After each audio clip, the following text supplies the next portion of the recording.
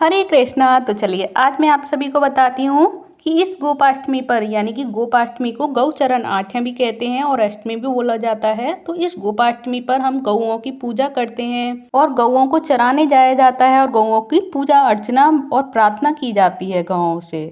तो इन गौओं की पूजा के लिए हमें किन किन सामग्रियों की ज़रूरत होती है, तो ये मैं आप सभी को इस वीडियो में बताने वाली हूँ। क्योंकि अगर हम पहले से इनकी तैयारियां कर लेते हैं और कैसे हम पूजा विधि करें गौओं की, अगर हम इन जानकारियों को पहले से जान लेते हैं तो हमें व्रत के टाइम और पूजा के टाइम परेशानी नहीं होती। तो मैं आप सभी के लिए इसीलिए पहले शेयर कर रही हूँ कि अगर हम गौओं की पूजा करते हैं तो हमें किन किन चीज़ों की ज़रूरत पड़ती है, किन किन सामग्रियों की ज़रूरत पड़ती है और उन सामग्रियों से हमें कैसे पूजा अर्चना करनी है गौ माता की, जिससे भगवान श्री कृष्ण प्रसन्न होते हैं। क्योंकि भगवान श्री कृष्ण गौओं को चराते थे और अगर हम गौओं की पूजा करेंगे तो भगवान श्री कृष्ण की पूजा होगी। तो चलिए जान लेते हैं इस वीडियो में।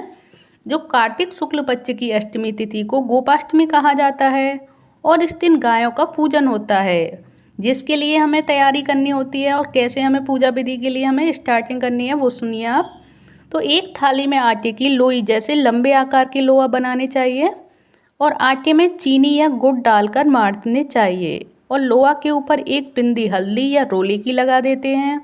थाली में एक दीपक, खील, बतासे, एक घंटी पानी, हल्दी, लोआ रखकर गाय का पूजन करते हैं और गाय की परिक्रमा लगाते हैं और उनके गाय के पैर छूते हैं।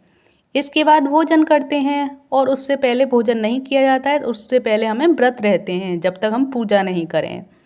और सुबह पूजन करके और उसके बाद शाम के समय जब गौ चरण करके यानी कि गौ जो चढ़कर आती हैं उसके बाद भी हमें गौओं की पूजा करनी होती है। ऐसा करने से चिर सौभाग्य की प्राप्ति होती है और इस दिन भगवान श्री कृष्ण को सबसे पहली बार गौ चराने के लिए वन भेजा गया था। इसीलिए गोपाष्टमी के नाम से और गौचरण आठ्या के नाम से इस दिन को मनाया जाता है।